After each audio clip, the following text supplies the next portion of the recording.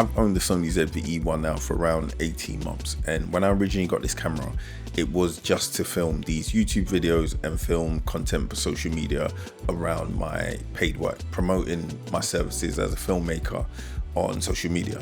So I wanted something a little bit lightweight, because all of my paid work I was using the Pocket 6K and the Pocket 4K.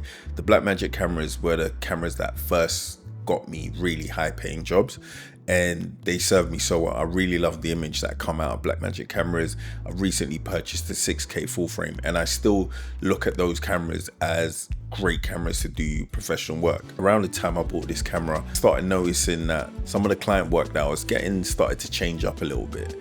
And sometimes cameras like the Pocket 4K or the Pocket 6K were a little bit of overkill. I'd never considered using the ZV-E1 for any professional work, but on one of the jobs which I had with a client, they asked if I could pick up an extra shoot for something which was very last minute and I didn't have a lot of notice. And at that time I had just finished doing another shoot and my Blackmagic cameras weren't charged up.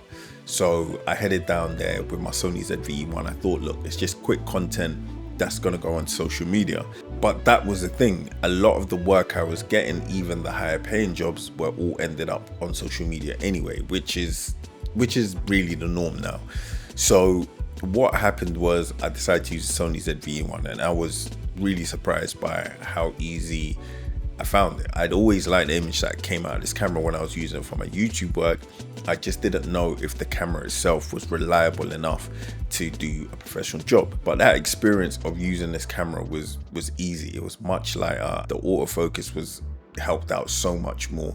It just made the workflow much quicker when I was using this camera. Let's talk about the image quality on the Sony ZV-E1. The Sony ZV-E1 has the same full frame 12 megapixel sensor that you can find in FX3, Sony a7S III and FX6. So when it comes to this camera, you're getting the same dynamic range, the same low light capability, and the same color science. This camera also shoots 10-bit full 2.2. That means you've got the room and flexibility to push and pull your grade to your desired look. This sensor outputs a 4K image. Some people may say, look, nowadays you really want to try and get a sensor that is giving you a 6K image, given that a lot of content is going to end up on social media and sometimes you might have to crop in, and it gives you more flexibility in terms of having a 6K and outputting at 4K, because I think we're now at the stage where outputting at 4K is the standard. What I really like about the image that comes out of this is it doesn't feel too sharp.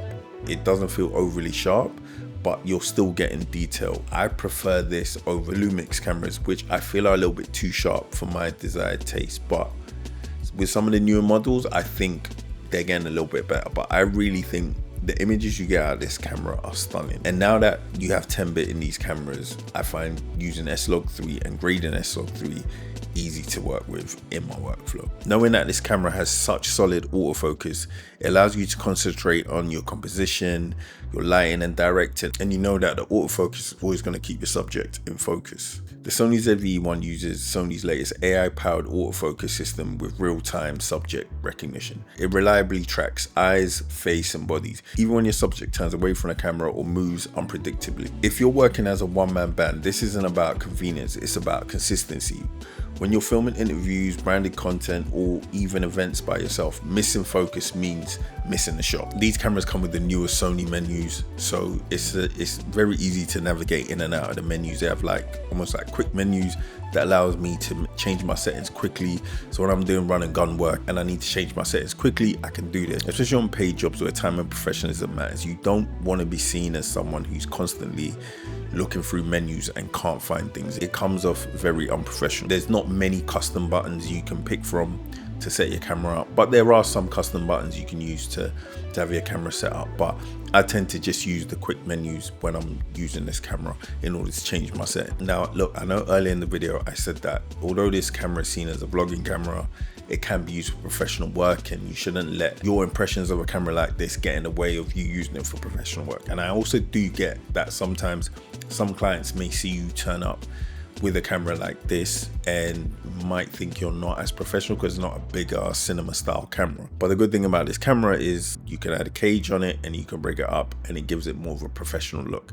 If you're working, let's say, with a client that you've never worked with before and you want to impress. Like, let's not sugarcoat it. There is the reality of that. Some clients will look at you differently if you have a bigger setup. That is the reality of it. I've had clients tell me the same thing. That does happen. It's not always the case. Now, with those clients that I've built up a relationship with and they know the quality of my work, they don't necessarily mind if I've got a smaller setup. Like I have on the Sony ZV-E1. There's some shoots I've done where I've not even brought the cage, because I know that Sony ZV-E1 is going to do the job that it needs to do. As everyone knows, this isn't a professional camera, so the audio options are not going to be the same as a professional camera. So you don't get XLR outputs like you would on a bigger camera. The audio options are, you get 3.5 in for your mic. You can also monitor your audio as it's got a headphone jack on this camera as well. My mic of choice for a lot of my professional work is the Rode NTG video mic. That's this mic right here, which I'm using for audio for this video. So the audio options for this are more than fine. This camera unfortunately does not come with full HDMI like you'll find a Sony FX3 that shares the same sensor as this camera. It has micro HDMI. It's widely regarded that micro HDMI is not the way to go. People often talk about their ports breaking when they use micro HDMI, but now me personally, I've never had an issue with micro HDMI. I've never had one break on me. I don't know, maybe I've just been lucky, but the cage that I use for this camera comes with a HDMI clamp. The clamp secures it inside the port and doesn't allow it to move around, potentially causing the port to break. As this camera was designed to be a vlogging camera, its body was built to be small, compact and lightweight. So that means there's no space to have any internal cooling, to have any fans. So the problem with this is that this camera will overheat. So that was probably, for me, was one of the biggest things that made me never think of this camera for doing professional work. Until that day, I just decided to use it, and I knew those shoots were going to be very short shoots, so there wouldn't be much overheating. And I also live in the UK, it's always cold. Even when I did use it on that shoot, I didn't get overheating. So I always looked at it as, yeah, I could use it for certain paid jobs, but I wouldn't use it for jobs which I was doing short, like mini docs, where I'd be sitting down and doing longer take interviews because of the overheating issue. But obviously there's been solutions and workarounds around this, and these come in the shape of fans that you can attach to the back of your camera. So I purchased one of these fans, the Ulanzi one, and this works amazing when it comes to stopping this camera overheat. When I use this fan on this camera, I never have any issues with overheating. It works amazing because when you touch the back of this fan, it almost works like a mini fridge. I don't know how they've built this, but it's literally cold to the touch. Once I got this fan, I can do any type of job that I was able to do with my Blackmagic cameras. Ever since getting this Ulanzi fan, overheating has not been a concern for me when it comes to using this camera. One of the biggest advantages about looking at this camera, if you're looking to pick up another Sony camera for professional work, is the price of this camera. This camera typically retails around $1,789. Just for the body of the FX3, you're gonna pay around $3,899 US. Now, if you compare that to the FX3, which will give you the exact same image quality, dynamic range, color science, low light capability, that is more than double the price of the Sony ZV-E1. Now, don't get me wrong, the Sony FX3 does have a lot more features in it that will make your workflow much better when doing professional work. It was built to be a cinema camera. It's Sony's entry-level cinema camera. That's why it's an FX line camera. But the price difference is $2,100. And those additional features that it comes with, you know, things like false color, it has the big 6 menu. I think the body of the camera is better for professional work because it's a little bit bigger, allowing you to have fans, so this camera is not going to overheat. It's got more mounting points, it's got more buttons for customizing your settings. But for a difference of £2,100, I would rather get the ZV-E1. You could take that £2,100 and put that towards other things in your kit that would make a much bigger difference to you as a solo filmmaker, making your workflow much better, as well as the quality of your work much better. So you could put that to getting some photography lenses, cinema lenses, lighting, audio, filters, external batteries, and still probably save money, or if not, come in just about even, or just even a little bit over. Let's say you're already in the Sony ecosystem, you've already got a lot of Sony glass.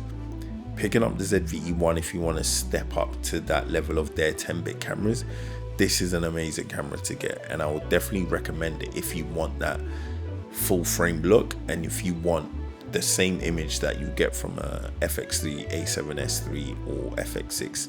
This is a great alternative and a good option for you to pick up. I genuinely feel this is an amazing all-round camera to do both content creation and professional work.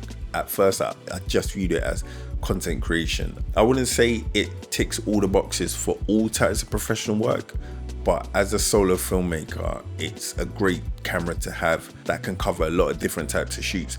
It's not the only camera I use for my professional work, but for certain jobs, I think this is more than fine. And I think it's a lot of people, it's a very underrated camera in my opinion, because it being newer than the FX3, this has better autofocus than the FX3. The FX3 doesn't have Sony's AI powered autofocus, and so already there's elements of this camera that are better than the FX3. I'm not here to say necessarily this camera is 100% better than the FX3. I never thought I would get as much use out of this camera as I currently do. It's a camera for me that has become an essential part of both my personal filmmaking and my professional filmmaking. So I just wanted to do this video to talk about my experience using this camera and why I think you shouldn't sleep on this camera when it comes to looking at a camera for paid professional work. So I hope you guys enjoyed this video. If you are a Sony ZV-E1 user, let me know in the comments. Let me know what you think of this camera and your experience using it. And if you found this video useful, please give it a like and subscribe to my channel if you haven't already. But for now, thank you so much for watching, and I will see you guys in the next video.